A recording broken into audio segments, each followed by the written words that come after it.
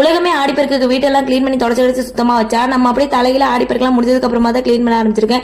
இன்னைக்கு வீட்டெல்லாம் ஒட்டை அடிச்சு தொடச்சி சுத்தமா மாப் போட போறேன்.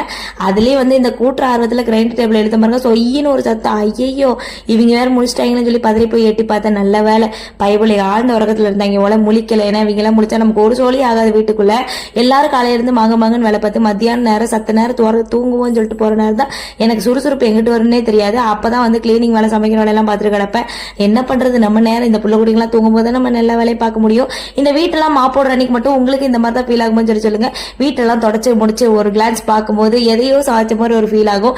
மூஞ்சியை பார்க்கும்போது என்ன ஒரு ஆனந்தம் இந்த கரடி குட்டி மூஞ்சியில் அப்படின்ற மாதிரி தான் இருக்கும். ஆனால் சந்தோஷம் கொஞ்ச நேரத்துக்கு தான். இவங்க முடிச்சிட்டாங்கன்னா அவ்வளோதான், வீடை ரெண்டாக்கிடுவாங்க. சரி கொஞ்ச நேரம் அனுபவிச்சுட்டு போமே சொல்லிட்டு நானும் விட்டுருவேன்.